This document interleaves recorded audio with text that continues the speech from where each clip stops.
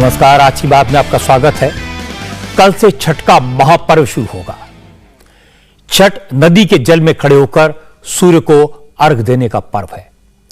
लेकिन छठ के महापर्व से पहले आज दिल्ली में यमुना नदी की जो तस्वीरें आई वो आस्था पर कुठाराघात करने वाली है। छठ का व्रत करने वाले श्रद्धालुओं को जहरीली यमुना में डुबकी लगानी पड़ेगी। यमुना के बदबूदार पानी को घर में छिड़कना पड़ेगा। यमुना के नाले जैसे पानी से प्रसाद बनाने की मजबूरी उनके सामने होगी। हो सकता है कल श्रद्धालुओं को यमुना की यह गंदगी साफ साफ दिखाई ना दे। हो सकता है यमुना ऊपर ऊपर से साफ दिखने लगे। हो सकता है कल यमुना में झाग का गुबार ना दिखे। लेकिन यह साफ यमुना आंखों का धोखा होगी। यह सिर्फ 2 दिन का छलावा होगी। यमुना को साफ दिखाने के लिए, यमुना को गंदगी के झाग से मुक्त दिखाने के लिए एक बड़ा खेल हुआ है। श्रद्धालुओं की आंखों में धूल झोंकने की तैयारी की गई है। केजरीवाल की सरकार ने यमुना को साफ करने का एक इंस्टेंट फॉर्मूला निकाला है। इस फॉर्मूले की हकीकत सुनेंगे तो आप भी हैरान रह जाएंगे। इसकी पूरी डिटेल मेरे पास है। इस बात को इस संदर्भ में समझना जरूरी है कि छठ के मौके पर लाखों लोग सूर्य को अर्घ देने के लिए यमुना के किनारे पहुंचेंगे। क्योंकि यमुना का हाल नाले जैसा है, इसलिए यमुना की गंदगी आज सियासत का बड़ा मुद्दा बन गई। और वजह यह है कि दिल्ली में एमसीडी के इलेक्शन होने वाले हैं। आज बीजेपी के नेताओं ने यमुना के घाटों पर पहुंचने का प्लान बनाया था। यमुना की गंदगी को कैमरों के सामने एक्सपोज करने का प्लान बनाया था। लेकिन केजरीवाल को उसकी खबर लग गई। यमुना की गंदगी इशू न बन पाए, इसलिए बीजेपी के नेता घाटों पर पहुंचते उससे पहले केजरीवाल कूड़े के पहाड़ पर पहुंच गए।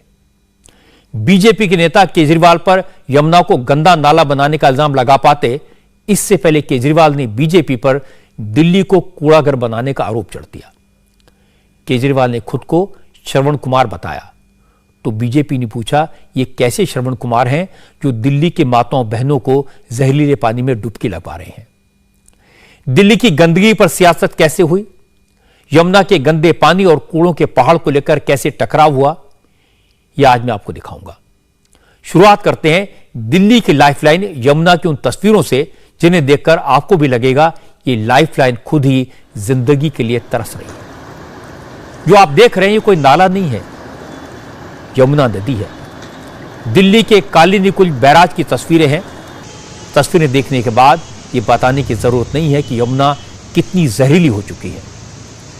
और यह हाल कोई आज नहीं हुआ, लेकिन आज इसकी चर्चा इसलिए हो रही है क्योंकि कल से छठ का महापर्व शुरू हो जाएगा। नहाए खाए के साथ ही 4 दिन के छठ की शुरुआत होगी।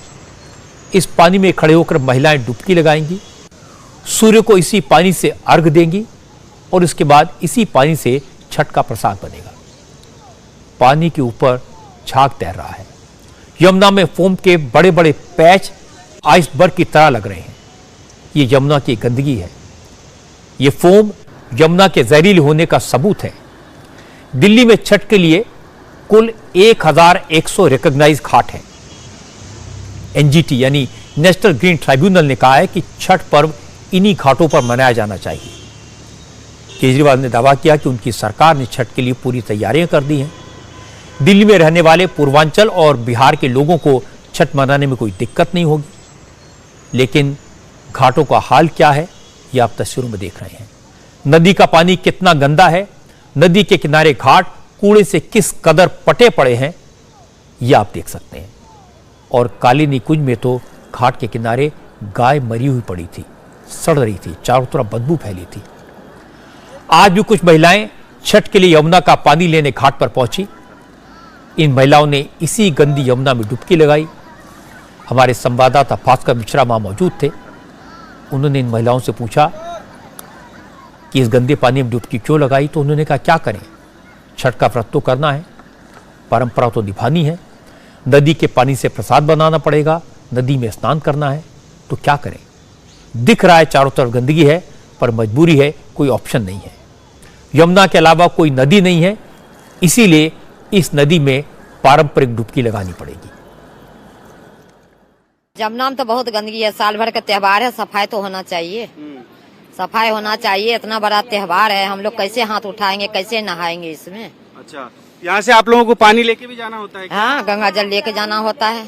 अच्छा, हाँ, गंगा जल लेके जाना होता है। तो इस गंदे पानी को कैसे ले जाएंगे आप? अब क्या करेंगे, मजबूर है। अच्छा, कोई घर में छिटकना पड़ता है, सब चीज में देना पड़ता है। कल गेहूं सुखाएंगे, कद्दू भात है, कल परसों खरना है, तो कम से कम सफाई सुथरा सरकार को करना चाहिए। गंदे है तो क्या कर सकते हैं, अब तो मजबूर है, नहाना ही पड़ेगा सर, क्या करेंगे। अच्छा, यहाँ से पानी लेके जाते हैं घर आप लोग? लेके जाते हैं तो अब गंदा पानी तो कैसे, मजबूर ने तो ले ही जाना है, किसी तरह तो करने हैं। उसको, उस पानी को फिर घर में ले जाके साफ करने की जरूरत पड़ती है? हाँ, करने पड़ेगा, छीटेंगे करेंगे तो करने हैं, पूजा करेंगे उससे। हर बार कहते हैं हम करेंगे, तो करदीवाल कहाँ की है, करना चाहिए ना उनको।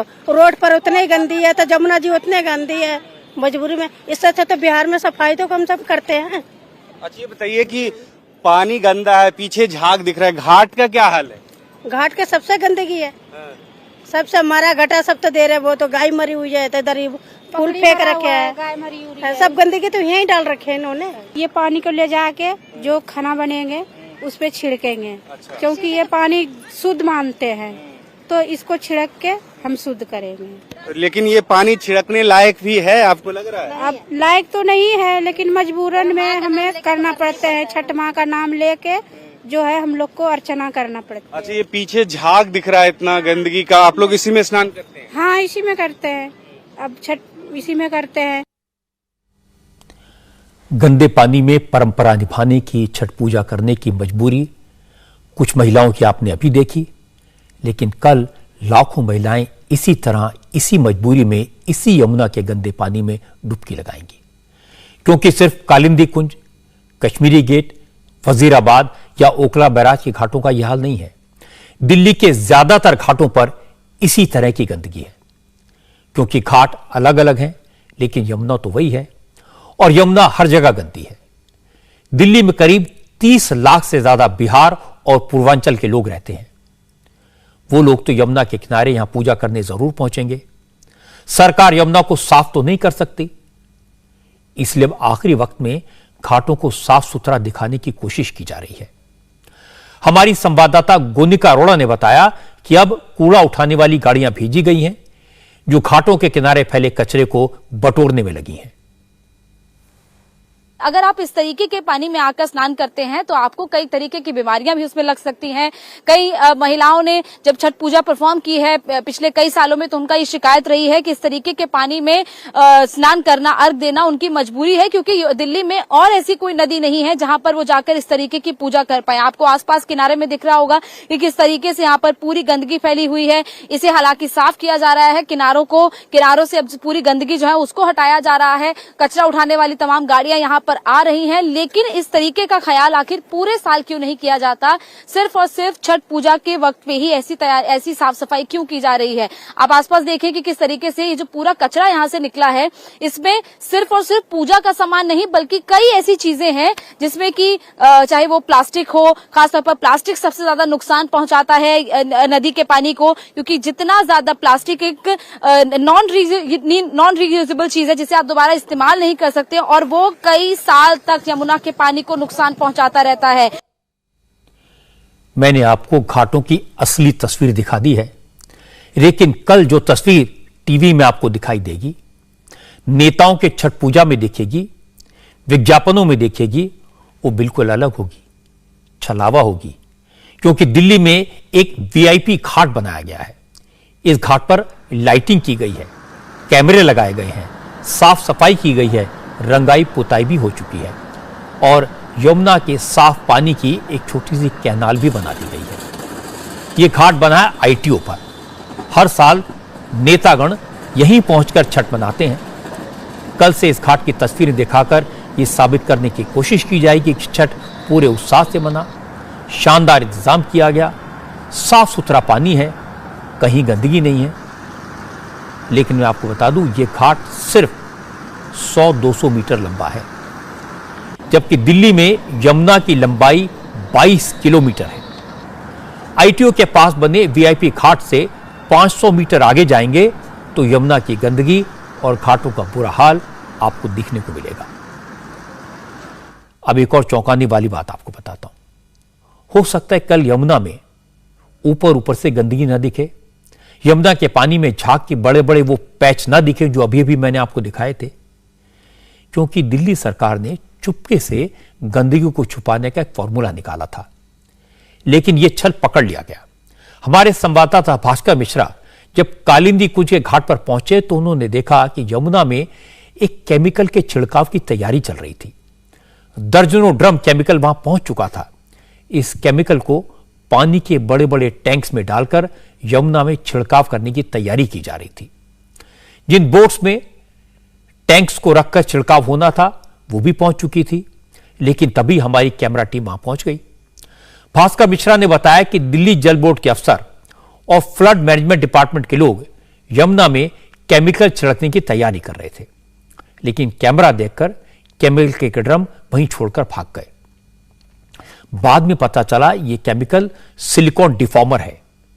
इसको पानी में मिलाकर छिड़कने से नदी के सरफेस पर तैर रहा गंदगी का झाग दब जाता है, नदी साफ दिखने लगती है। कुछ वक्त यह डिफॉर्मर पानी में झाग नहीं बनने देता। जरा सोचिए, केमिकल छिड़ककर गंदगी को छुपाने की तैयारी की गई थी, सिलिकॉन डिफॉर्मर से झाग को खत्म करने की कोशिश की गई थी, पर यह केमिकल शरीर के लिए, स्किन के लिए नुकसानदायक होता है। लेकिन इसकी फिक्र न सरकार को है न अफसरों को, क्योंकि दिल्ली सरकार की फिलहाल प्रायोरिटी यह है किसी तरह यमुना नदी में बन रहे झाग को छुपा दिया जाए, जिससे छठ पर्व के दौरान सरकार की फजीहत ना हो। लेकिन बड़े बड़े ड्रम्स में सिलिकॉन डिफॉर्मर भरकर यमुना के घाटों पर पहुंचा दिया गया। सबसे पहले ये बड़ी टंकी देखिए, और इसको कनेक्ट किया जा रहा है एक दूसरे से। कोशिश ये है कि इसमें पानी भर के उसमें केमिकल मिलाया जाएगा और उस केमिकल का छिड़काव किया जाएगा, जिससे कम से कम झाग ना दिखे। सबसे पहले आप बड़े बड़े टैंक्स को देख सकते हैं, एक दूसरे से कनेक्ट कर दिया गया है। इसमें पानी के साथ केमिकल मिलाया जाए, और केमिकल कौन सा है ये देखिए, ये सिलिकॉन डिफॉर्मर है, और इसको मिलाने के बाद छिड़काव किया जाएगा यमुना नदी में, जिसके बाद झाग नहीं बनेगा। और टेलीविजन पे जो दिखता है कि यमुना में हर जगह झाग नजर आ रहा है, यमुना कितनी गंदी है, कम से कम वो नहीं दिखेगा। लेकिन इसका साइड इफेक्ट क्या होगा अगर सिलिकॉन डिफॉर्मर का इस्तेमाल किया जा रहा है यमुना के अंदर, और जो लोग इस यमुना नदी में आएंगे, घंटों खड़े रहेंगे, भगवान सूर्य को अर्घ्य देंगे, उनके स्किन पे इसका असर हो सकता है, उनके हेल्थ पे उसका असर हो सकता है। लेकिन इसको ध्यान में न रखते हुए सरकार की कोशिश ये है कि इन नावों के जरिए इसका छिड़काव किया जाएगा। दिल्ली जल बोर्ड के द्वारा इन केमिकल्स का इंतजाम किया गया है, और ये बोट जो देख सकते हैं ये फ्लड डिपार्टमेंट की बोट है। इस बोट के जरिए छिड़काव किया जाएगा। सभी टैंक्स को एक दूसरे से जोड़ दिया गया है, और पाइप के जरिए इस बोट पे बैठे हुआ व्यक्ति जहां कहीं भी आपको ये झाग आते हुए नजर आएगा वहां पे छिड़काव किया जाएगा, जिससे कम से कम जब मीडिया की टीम पहुंचे यहां पे तो झाग नजर नहीं आए। बेशक यमुना का पानी कितना भी गंदा हो जाए, बेशक उस पानी में खड़े हुए लोग जो है वो बीमार पड़ जाए, लेकिन कम से कम सरकार के इमेज पे इसका असर न हो, इसलिए गंदी यमुना में और केमिकल डालने की एक कोशिश भर की जा रही है। अब चूंकि यमुना का हाल क्या है तो सबको मालूम है, छठ के मौके पर इस मुद्दे को भुनाया जा सकता है, इसलिए बीजेपी के नेता भी पूरे लाव लश्कर के साथ यमुना की सफाई का इंस्पेक्शन करने पहुंच गए। बीजेपी नेताओं की अलग अलग टीमें अलग अलग घाटों पर पहुंची। कालिंदी कुंज के घाट पर मनोज तिवारी, मनजिंदर सिंह सिरसा और प्रवेश वर्मा पहुंचे। यहां पर यमुना के झाग को दबाने के लिए केमिकल के छिड़काव की तैयारी चल रही थी। बीजेपी के नेताओं के लिए इससे बढ़िया मौका और क्या हो सकता था। मनोज तिवारी ने तुरंत पुलिस हेल्पलाइन का नंबर डायल कर दिया। कुछ ही मिनटों में पुलिस पहुंच गई। मनोज तिवारी ने दिल्ली सरकार के खिलाफ शिकायत दर्ज करा दी। मनोज तिवारी ने कहा कि इंडस्ट्री से निकलने वाले केमिकल की वजह से यमुना पहले ही जहरीली हो चुकी है, अब केजरीवाल इसमें और केमिकल मिलवा रहे हैं। ये छठ मनाने वाले श्रद्धालुओं की सेहत के साथ खिलवाड़ होगा। यमुना मैया केजरीवाल को कभी माफ नहीं करेंगी। ये तो पानी के लिए जहर है। ये अगर इसको मिला करके ये झाग खत्म कर रहे हैं तो ये तो पानी में उल्टा जहर मिला रहे हैं। कौन है ऑफिसर यहाँ पे भाई इसका? इसको हम लोगों को ये जानकारी मिली है कि जल बोर्ड के द्वारा ये इंतजाम किया गया और फ्लड डिपार्टमेंट के द्वारा छिड़काव किया जाएगा। तो ये तो बहुत ही दुखद बात है। अरविंद केजरीवाल, आप जहां भी हो, आप इस सच्चाई को देखो, ये क्या कर रहे हो। जहर को दिखे ना, इसलिए आप डबल जहर फैला रहे हैं केमिकल का। ये तो आप दिल्ली के साथ बहुत बड़ा पाप किया है और ये लीगल ऑफेंस है। आप एक जहरीला केमिकल डालेंगे, इट इज नॉट एक्सेप्टेड। मुझे लगता है दिल्ली के लोग ये देखें, इंडिया टीवी पे लोग देख रहे हैं। मैं हैरान हूं, ये सच्चाई तो हमको पता ही नहीं था। हम तो झाग को सुन करके आए थे कि केमिकल अमोनिया फास्फोरस चल रहा है, उसको मिटाने के लिए कि दिखे ना कैमरा पर ये केमिकल डालना, ये बहुत बड़ा अपराध है और इस अपराध के लिए हमें FIR तक जाना पड़ेगा। मनजिंदर सिंह सिरसा ने भी इस मुद्दे पर केजरीवाल को आड़े हाथों लिया। सिरसा ने कहा कि केजरीवाल यमुना नदी को मां कहते हैं, लेकिन वो नालायक बेटे निकले। सिरसा ने कहा कि यमुना को साफ करने का वादा किया था, लेकिन अपना वादा भूल गए। अब यमुना नदी भी केजरीवाल को श्राप देगी। अरविंद केजरीवाल जी भी इसी तरह ही गंदे हैं जैसे उन्होंने यमुना को गंदा कर रखा है। मां यमुना आज चिल्ला चिल्ला के पूछ रही है, अरविंद केजरीवाल तुमने मेरी कस्में खाई थी दिल्ली में, तुमने मेरे नाम से वोटें ली दिल्ली में, आज यमुना मां चीख कर अपने पूछ रही है, अरविंद केजरीवाल तुम नालायक बेटे हो, तुम गंदे बच्चे हो, तुमने इतना गंदा मुझे कर दिया और मेरे नाम से पैसे खा गए तुम लोग। अरविंद केजरीवाल जी से मां यमुना जिनको शराब देने को घूम रही है कि तुमने इतना गंदा मुझे कर दिया, तुम इतने गंदा तुम्हारा दिमाग है, गंदी राजनीति, धर्म की राजनीति, हिंदू मुसलमान की राजनीति करने वाले लोग आज यमुना को बख्शने को तैयार नहीं, इसके पैसे खा गए। और जिस मां को इतना गंदा कर दिया है, क्या वो मां उनको माफ करेगी?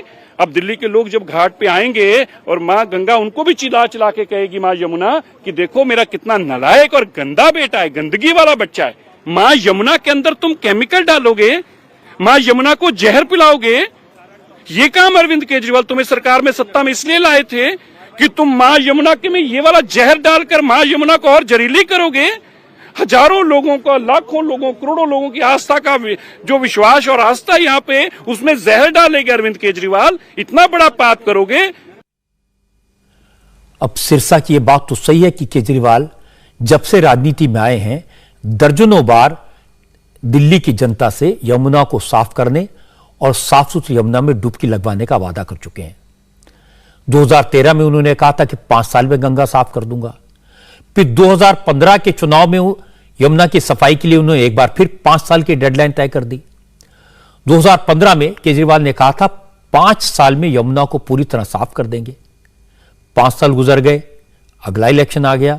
2019 में केजरीवाल ने फिर कहा कि 5 साल में, इस इलेक्शन से पहले नहीं, अगले इलेक्शन से पहले यमुना को पूरी तरह साफ कर दूंगा। दिल्ली के लोग यमुना के किनारे पिकनिक के लिए आएंगे। इस बार का वादा 2025 तक यमुना को साफ करने का है। यमुना को साफ किया जाएगा, यमुना साफ कर सकते हैं। यमुना हमारे लिए पवित्र नदी है। यमुना के दोनों तटों पर छोटी छोटी झील बनाई जाएंगी और मुझे उम्मीद है आप हमें 5 साल दीजिए, 5 साल में यमुना को इतना खूबसूरत बना देंगे कि आप अपने बच्चों के साथ पिकनिक मनाने के लिए यमुना के तट पर जाना शुरू करेंगे। अगले चुनाव के पहले, ये वाला चुनाव नहीं, 5 साल के अंदर, अगले चुनाव के पहले आपके सारे गांव को ले जाके उसमें डुबकी लगवा दूंगा मैं। यमुना को साफ किया जाएगा और जैसा मैं अक्सर कहता हूं कि 5 साल तो लगेंगे, लेकिन 5 साल के अंत में आपको सबको यमुना में डुबकी तो जरूर लगवा दूंगा मैं। 2015 में 5 साल मांगे, 2020 में फिर 5 साल मांगे और अब केजरीवाल ने पिछले साल 18 नवंबर को यमुना की सफाई का 6 सूत्रीय कार्यक्रम जारी किया। कहा इस बार वो खुद हर पॉइंट पर नजर रखेंगे, इस बार डेडलाइन मिस नहीं होने देंगे और यमुना को साफ करते रहेंगे। नए सीवर ट्रीटमेंट प्लांट बना रहे हैं, एग्जिस्टिंग प्लांट्स की कैपेसिटी बढ़ा रहे हैं और एग्जिस्टिंग प्लांट्स में जो आउटपुट निकल रहा है उसको और ज्यादा शुद्ध करने का प्रयास कर रहे हैं।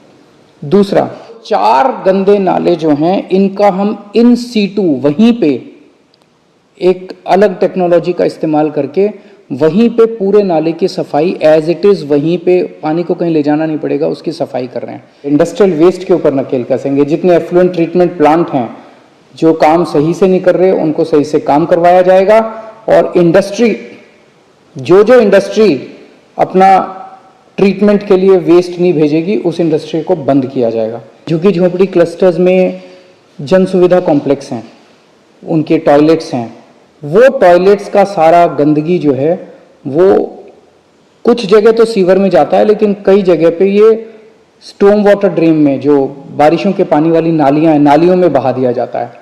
इन सारों इसको बंद किया जाएगा। अब हमने तय किया कि आपके घर के सीवर तक का कनेक्शन हम खुद ही लगा देंगे, आपको अप्लाई करने की ज़रूरत नहीं है। और छठा पॉइंट है, जितने मौजूदा हमारा सीवर नेटवर्क है, इस पूरे नेटवर्क की डीसिल्टिंग, इसमें जितनी भी गंदगी पुरानी है सारी की डीसिल्टिंग और इसकी रिहैबिलिटेशन का काम शुरू कर दिया गया है ताकि इसको स्ट्रेंथन किया जा सके।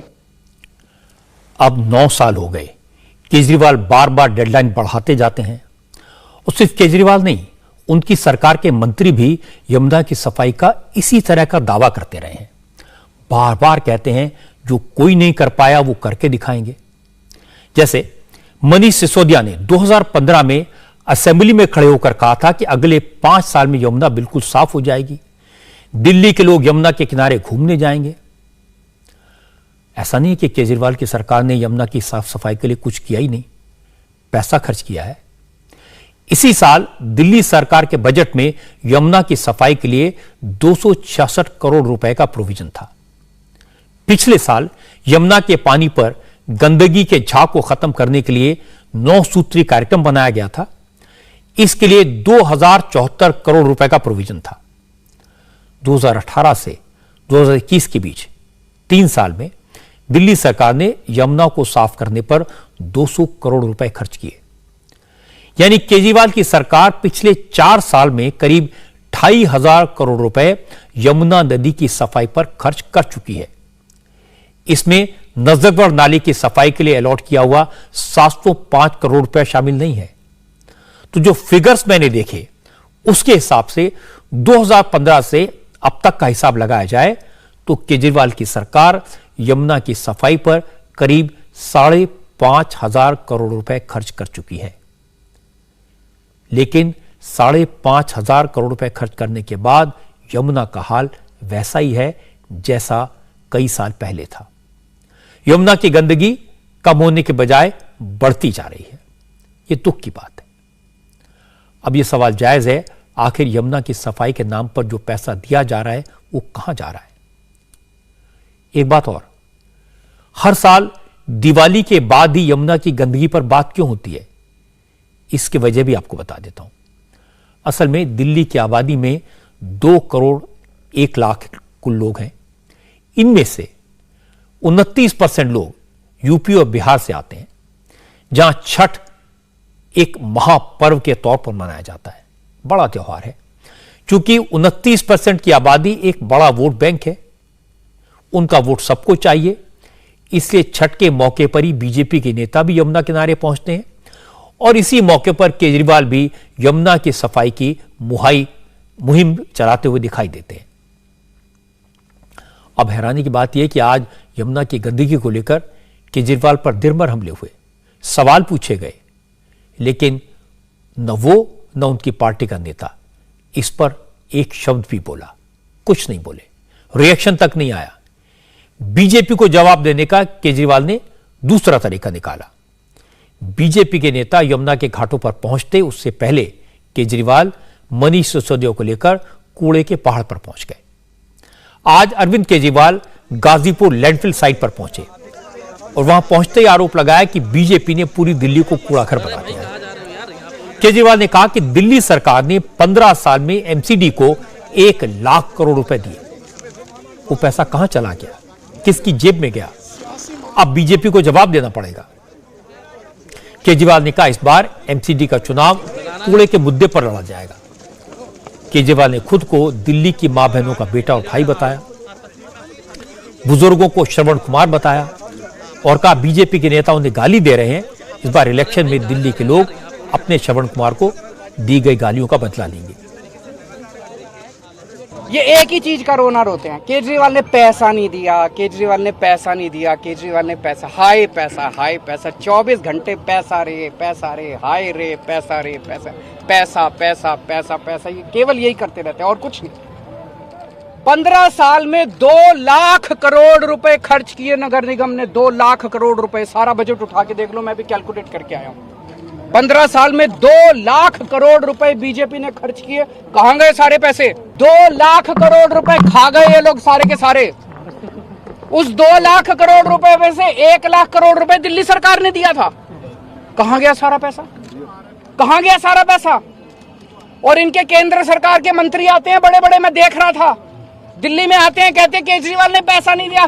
तुमने कितना पैसा दिया? 15 साल में केंद्र सरकार ने 1 नया पैसा नहीं दिया नगर निगम को। पूरे देश में सारे नगर निगमों को पैसा देती है केंद्र सरकार, दिल्ली नगर निगम को 1 पैसा नहीं दिया।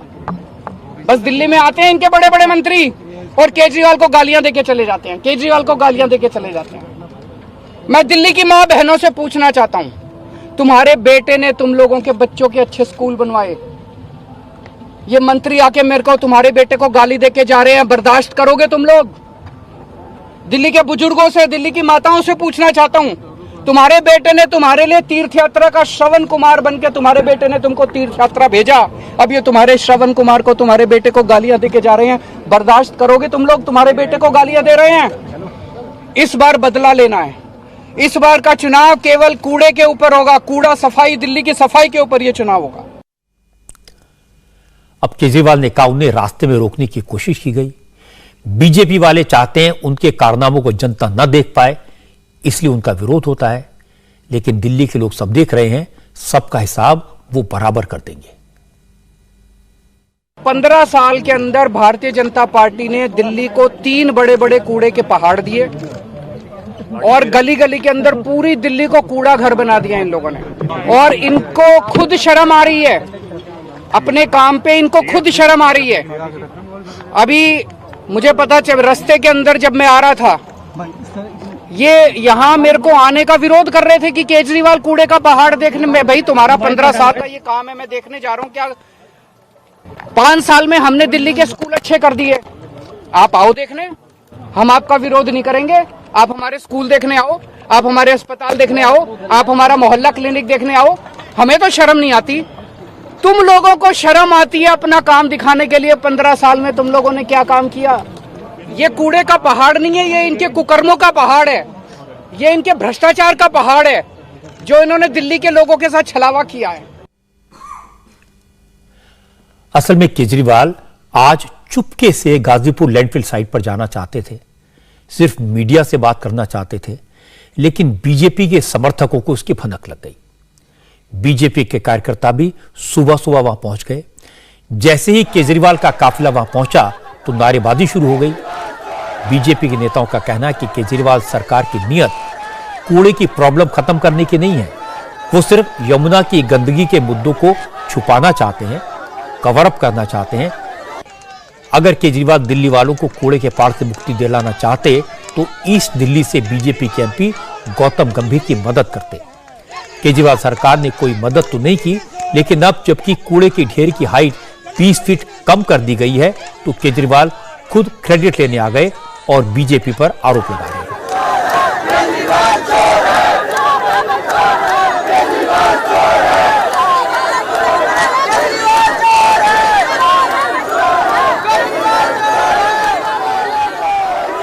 एमसीडी को केजरीवाल सरकार ने कैसे पुंग मनाया, चाहा कि हर गली, ये तो कूड़े का पहाड़ नहीं, गली गली में रोड रोड पर इन्होंने कूड़ा फैलवाने का काम किया। निगम के कर्मचारियों की सैलरी रोक के दिल्ली को डंप बनाने का इन्होंने जो काम किया वो केजरीवाल ने काम किया। मैं धन्यवाद करता हूँ अमित शाह जी का, जिन्होंने दोबारा से एमसीडी को एकत्रित कर दोबारा से जो है आत्मनिर्भर बनाने की तरफ जो कदम बढ़ाया। हमारी डिमांड ये है कि केजरीवाल जी ने जब ये करना है, वो सहयोग करना है, वो तो करते नहीं है। पहाड़ को हटाने की जहाँ तक बात है, अभी वो पहाड़ दिखा रहे हैं। पहाड़ को हटाने के लिए 20 मीटर तक पहाड़ की ऊंचाई कम की जा चुकी है, रात दिन वो मशीनें काम कर रही हैं। एमसीडी को जो पहाड़ हटाने के लिए, कूड़ा हटाने के लिए साधन चाहिए थे, वो केजरीवाल जी ने कभी नहीं दिए, फंड कभी नहीं दिया। ये जो केजरीवाल जो आने का प्रोग्राम बनाया है, इसको 2020 में हमारे सांसद गौतम गंभीर ने बुलाया था यहाँ पर, परंतु ये बिल्कुल इसने काम करना नहीं था, इस वजह से गौतम गंभीर के साथ काम करने के लिए नहीं आया। केजरीवाल के खिलाफ प्रोटेस्ट कर रहे बीजेपी के कार्यकर्ताओं का मुकाबला करने के लिए आम आदमी पार्टी के लोग भी वहां पहुंच गए। केजरीवाल की पार्टी के कार्यकर्ताओं ने कहा उनकी सरकार तो कूड़े की प्रॉब्लम को खत्म करना चाहती है, लेकिन न एमसीडी मदद करती है न केंद्र सरकार मदद करती है। दोनों जगह बीजेपी पावर में है। दोनों ही पार्टियों के कार्यकर्ता आमने सामने थे। एक दूसरे पर आरोप लगा रहे थे। इंडिया टीवी के संवाददाता संजय शाह वहां पर बीजेपी और आम आदमी पार्टी के कार्यकर्ताओं से बात कर रहे थे। इसी दौरान दोनों पार्टियों के कार्यकर्ता भिड़ गए। पुलिस ने बड़ी मुश्किल से उन्हें अलग किया। केजरीवाल साहब जो एक सामाजिक आदमी है, वो समाज के जरिए से देश की जनता को और दिल्ली की जनता को एक सहूलियत देना चाहते हैं। हमारा कोई राजनीतिक मुद्दा नहीं है, बल्कि हमारा लोगों के प्रति हमारा कर्तव्य बनता है, केजरीवाल साहब कर्तव्य बनता है कि समाज के लोगों की आवाज को उठाएं। कूड़े के ढेर को लेकर के आम आदमी पार्टी अरविंद केजरीवाल जी के नेतृत्व में दुर्गेश पाठक जो हमारे निगम के प्रभारी हैं, निरंतर 1 वर्षों से इसकी बात हम करते आ रहे हैं और हमेशा इसके समाधान को सुनिश्चित करने के लिए आम आदमी पार्टी आवाज उठाती रही है। जब क्यों लग रहा है मैं क्या हाथ क्यों लगा है मार दूंगा, समझिए ना क्या हाथ क्यों लगा है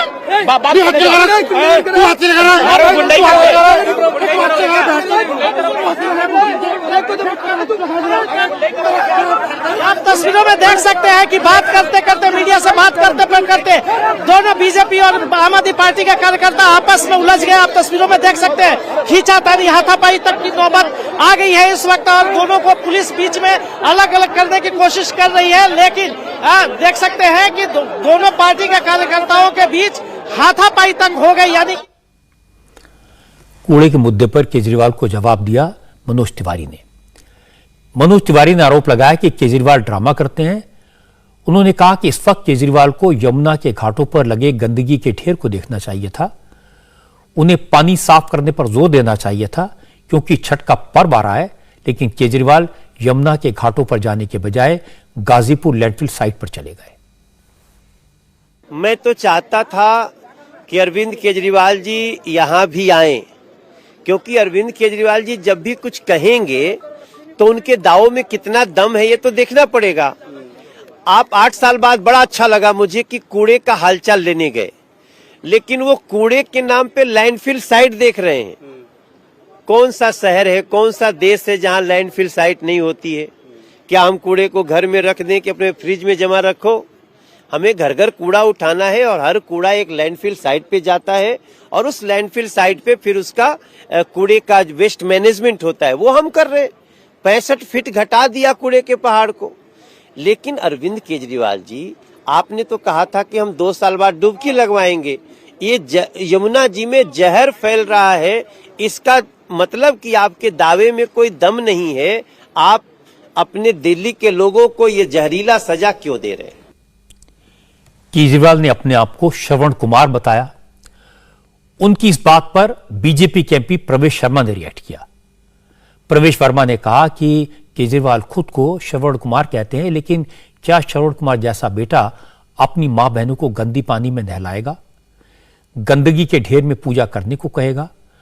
अगर केजरीवाल खुद को श्रवण कुमार मानते हैं तो छठ पर्व के लिए यमुना नदी को साफ करवाते। केजरीवाल बोलता है मैं दिल्ली का श्रवण कुमार हूं। क्या वो अपनी माँ बहनों को, ऐसा घटिया बेटा कोई हो सकता है कि वो अपनी माँ बहनों को इस पानी में डुबकी लगाएगा जिसमें वो डुबकी जाकर उनकी जान जा सकती है? देखिए, आप देखिए, कोई यहाँ पे लाइफ गार्ड नहीं है, कोई अधिकारी नहीं दिख रहा, कोई उनकी मशीनरी नहीं दिख रही, कोई एमएलए मंत्री नहीं दिख रहा। आपको क्या दिखाई दे रहा है? गंदगी दिखाई दे रही है, केमिकल वाला पानी दिखाई दे रहा है। उन्होंने अभी ये पाइप लगाकर इसके ऊपर झाग के ऊपर मारेंगे ताकि झाग सारा बैठ जाए। मतलब ये साफ नहीं होगा, ये पानी में मिल जाएगा। तो केजरीवाल कहेगा देखिए साफ पानी है, साफ पानी है। अब झाग दिख रहा है, उसको छुपाने के लिए इन्होंने बड़े बड़े टैंकर और ये केमिकल मंगवाए हैं। मतलब कमाल है। ऐसे शर्म की बात, हमको डूब के मर जाना चाहिए केजरीवाल को कि वो कैसी राजनीति कर रहा है। माँ बहनों की आस्था के साथ में, आस्था के पर्व छठ पर्व के ऊपर में वो खिलवाड़ कर रहा है, उसको डूबकर मर जाना चाहिए। दिल्ली में न तो कूड़े के पहाड़ नए हैं और न यमुना की गंदगी नहीं है, लेकिन दिल्ली का दुर्भाग्य है, दिल्ली के लोगों की बदकिस्मती है कि इन दोनों मुद्दों पर सिर्फ सियासत होती है, सिर्फ एक दूसरे पर इल्जाम लगाए जाते हैं। इन दोनों दिक्कतों से दिल्ली वालों को छुटकारा दिलाने की ईमानदार कोशिश नहीं होती। केजरीवाल राजनीति में ईमानदारी की कसम खाकर आए थे। दिल्ली के लोगों ने उन पर भरोसा किया, 2 बार ऐतिहासिक जीत दिलाई, लेकिन बदले में दिल्ली वालों को तारीख पर तारीख मिली। जिस वक्त केजरीवाल कूड़े के पहाड़ पर खड़े होकर बीजेपी को ललकार रहे थे, उस वक्त भारत के रक्षा मंत्री राजनाथ सिंह कश्मीर की वादियों में खड़े होकर पाकिस्तान को ललकार रहे थे। राजनाथ सिंह ने आज कहा कि भारत ने अभी तो नॉर्थ के बजाय नॉर्थ की तरफ कदम बढ़ाने शुरू किए हैं और ये कदम जम्मू कश्मीर में नहीं रुकेंगे। ये यात्रा गिलगिट और बाल्टिस्तान में जाकर पूरी होगी। राजनाथ सिंह ने कहा कि पाकिस्तान ने कश्मीर के जिस हिस्से पर गैर कानूनी तौर पर कब्जा किया हुआ है, भारत कश्मीर के उस हिस्से को वापस लेकर रहेगा। अभी तो हमने इस इलाके के डेवलपमेंट का आगाज भर किया है। अभी तो हमने उत्तर दिशा की ओर चलना प्रारंभ कर दिया है। हमारी यात्रा तो तब पूरी होगी जब हम 22 फरवरी 1949 को भारतीय संसद में सर्वसम्मत पारित हुए प्रस्ताव को अमल में लाएंगे और उसके अनुरूप हम अपने बाकी बचे हिस्से जैसे गिलगित और बाल्टिस्तान तक पहुंचेंगे। मेरे साथियों, आचार्य शंकर से लेकर सरदार वल्लभ भाई पटेल ने राष्ट्रीय एकता का जो सपना देखा था, वह तब जाकर पूरा होगा। हमारी यात्रा तो तब पूरी होगी जब 1947 के रिफ्यूजीज को न्याय मिलेगा, जब उनके पूर्वजों की भूमि उन्हें ससम्मान वापस मिल सकेगी।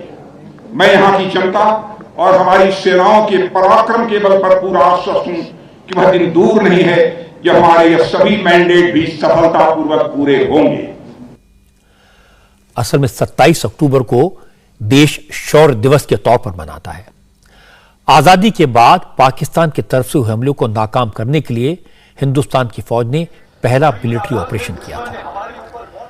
1947 में आज ही के दिन भारतीय सेना के जवान कश्मीर के बड़गांव में उतरे थे। भारतीय सेना ने पाकिस्तानी हमलावरों को कश्मीर की घाटी से बाहर भगा दिया था। तभी से 27 अक्टूबर को शौर्य दिवस या इन्फेंट्री डे के तौर पर मनाया जाता है। आज बड़गाम में ही शौर्य दिवस का कार्यक्रम हुआ। रक्षा मंत्री राजनाथ सिंह इसमें शामिल हुए। आज इस प्रोग्राम में सेना की टुकड़ियों ने परेड की और कश्मीर में इंडियन आर्मी के उस ऑपरेशन को एनेक्ट करके दिखाया गया।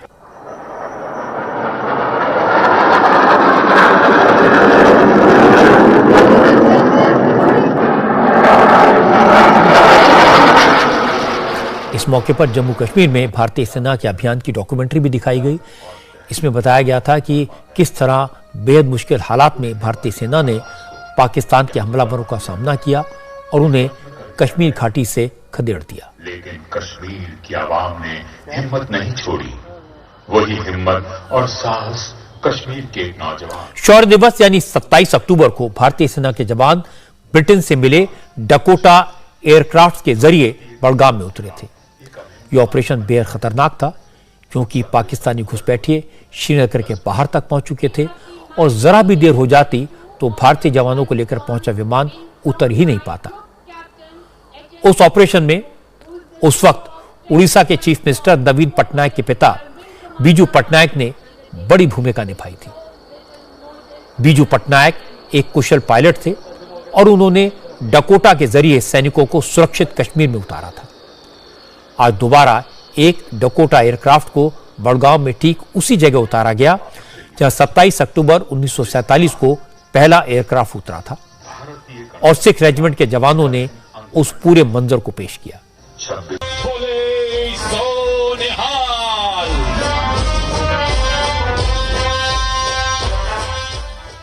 भारत और पाकिस्तान का पहला युद्ध 1 साल से भी ज्यादा समय तक चला था। 1 जनवरी 1949 को दोनों देश सीज फायर पर सहमत हुए थे। तब जम्मू कश्मीर का एक हिस्सा पाकिस्तान के कब्जे में रह गया, जिसे आज हम पाक ऑक्युपाइड कश्मीर के नाम से यानी पीओके के नाम से जानते हैं। पाकिस्तान की फौज कश्मीर के उस टुकड़े पर डायरेक्ट रूल करती है। वहां आतंकवादियों को ट्रेनिंग देने के कैंप चलाती है। आईएसआई ने पीओके में आतंकवादियों के लॉन्चिंग पैड बनाए हुए हैं।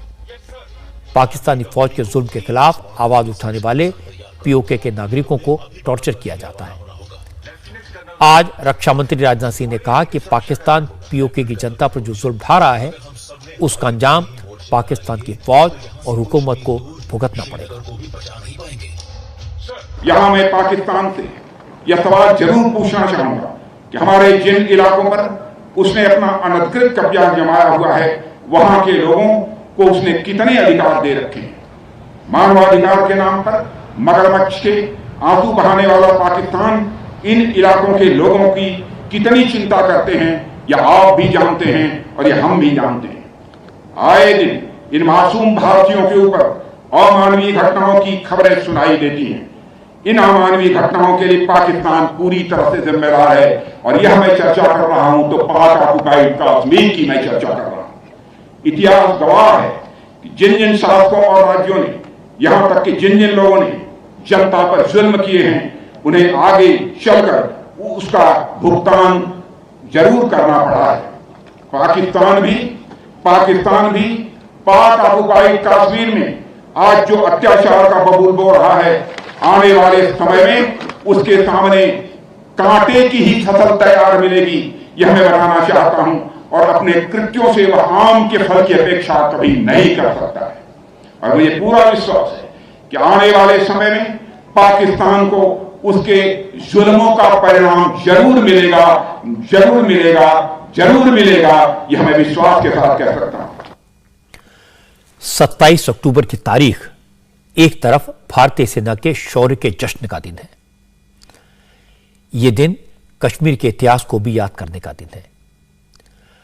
जब भारत को आजादी मिली उस वक्त देश में 565 रियासतें थी। इनमें से 4 सबसे बड़ी रियासतें हैदराबाद, मैसूर, बड़ौदा और जम्मू कश्मीर थी। मैसूर और बड़ौदा रियासतों ने तो आजादी के फौरन बाद भारत में विलय का फैसला कर लिया, लेकिन हैदराबाद के इंतजाम और जम्मू कश्मीर के महाराजा हरि सिंह अपनी रियासत को भारत या पाकिस्तान में मिलाने के फैसले को टालते रहे। अब तक हमने इतिहास में यही पढ़ा है। हमें यही बताया गया है कि जम्मू कश्मीर के महाराजा ने भारत में विलय का फैसला तब किया जब पाकिस्तान ने हमला कर दिया। कबायली लुटेरे श्रीनगर के बेद करीब पहुंच गए, तब फैसला किया। 26 अक्टूबर 1947 को महाराजा ने भारत के साथ विलय के पत्र पर दस्तखत किए। अब तक हमें यही मालूम था, लेकिन आज देश के कानून मंत्री किरण रिजिजू ने कश्मीर के विलय के इतिहास का बहुत बड़ा राज खोलने का दावा किया। किरण रिजिजू ने कहा कि एक ऐसा डॉक्यूमेंट उनके पास है जो साबित करता है कि कश्मीर के भारत में विलय में देर पंडित नेहरू की वजह से हुई। रिजिजू का दावा है कि महाराजा हरि सिंह तो देश की आजादी से पहले ही जुलाई 1947 में अपनी रियासत को भारत में मिलाने का प्रस्ताव लेकर कांग्रेस के पास आए थे, लेकिन पंडित जवाहरलाल नेहरू ने महाराजा हरि सिंह का प्रस्ताव ठुकरा दिया। नेहरू जी इस बात पर अड़ गए थे कि पहले महाराजा हरि सिंह उनके दोस्त शेख अब्दुल्ला को जम्मू कश्मीर रियासत का प्राइम मिनिस्टर बनाएं, उसके बाद ही वो कश्मीर के भारत में विलय को मंजूरी देंगे। किरण रिजिजू ने इस दावे को साबित करने के लिए जवाहरलाल नेहरू का एक भाषण शेयर किया। यह भाषण पंडित नेहरू ने 24 जुलाई 1952 को देश की पार्लियामेंट में दिया था। अपने भाषण में जवाहरलाल नेहरू ने कहा था कि महाराजा हरि सिंह जुलाई 1947 में उनसे मिले थे, अपनी रियासत को भारत में मिलाने का प्रपोजल भी दिया था। खुद जवाहरलाल नेहरू ने बताया कि उन्होंने महाराजा के प्रस्ताव को इसलिए ठुकरा दिया था क्योंकि महाराजा कश्मीर की जनता के भावना का ख्याल करते हुए शेख अब्दुल्ला को रियासत का प्राइम मिनिस्टर बनाने के लिए राजी नहीं हुए। किरण रिजिजू ने अपने लेख में पंडित नेहरू की 5 गलतियां गिनाई हैं।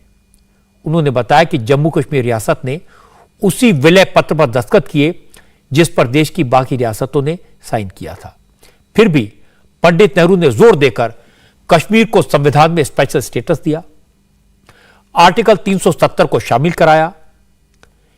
लॉ मिनिस्टर किरण रिजिजू ने यह भी कहा कि जम्मू कश्मीर के मुद्दे को यूनाइटेड नेशंस में ले जाना भी जवाहरलाल नेहरू की बड़ी भूल थी। इसके कारण कश्मीर अंतर्राष्ट्रीय मुद्दा बन गया।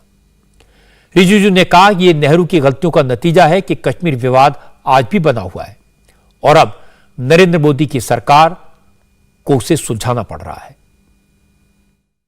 मैंने तो अपने एक लेख के माध्यम से कह चुके हैं कि जो जुलाई के महीने में ही 1947 को ही जम्मू कश्मीर जैसे बाकी प्रिंसली स्टेट्स जो इंडियन यूनियन में ज्वाइन हो गए थे, तो ज्वाइन हो सकते थे और महाराजा हरि सिंह जी ने अप्रोच भी कर चुके थे, लेकिन बाद में बताया गया कि डिले किया है, अलग अलग कारण बताया गया जो मिसलीडिंग है।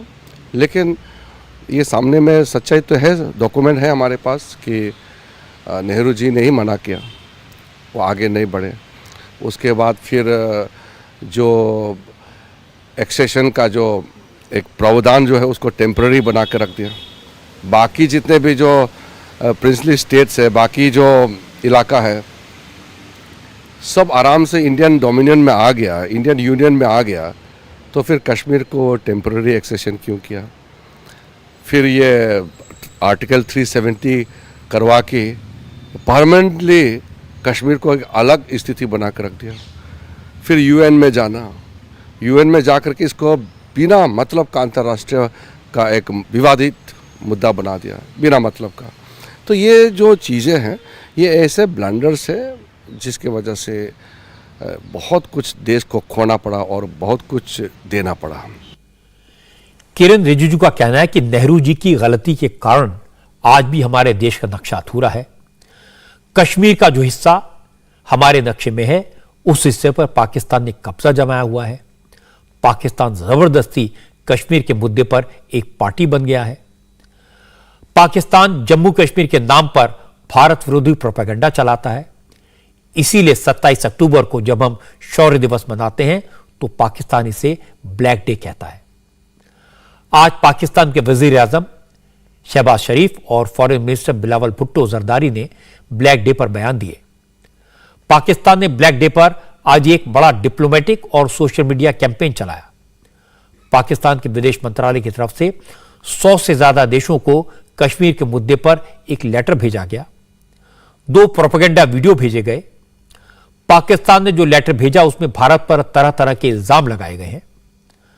असल में पाकिस्तान को आज भी यह बात चुभती है कि मुस्लिम मेजॉरिटी रियासत कश्मीर पाकिस्तान के बजाय भारत का हिस्सा बन गई। इसलिए वो लगातार ऐसा प्रोपेगेंडा करता रहता है और उसके भारत विरोधी दुष्प्रचार को विदेशी मीडिया का एक तबका बढ़ावा भी देता है। इसी पर जम्मू कश्मीर के लेफ्टिनेंट गवर्नर मनोज सिन्हा ने आज कहा कि पाकिस्तान कितना भी दुष्प्रचार कर ले, लेकिन वो कामयाब नहीं हो सकता। वेस्टर्न मीडिया की मदद भी उसके किसी काम नहीं आएगी।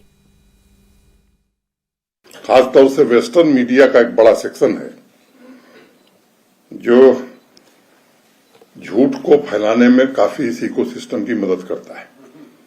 बात वो डेमोक्रेसी की करता है, लेकिन इस झूठ को फैलाने में मैं समझता हूं कि पाकिस्तान से ज्यादा योगदान उन लोगों का है।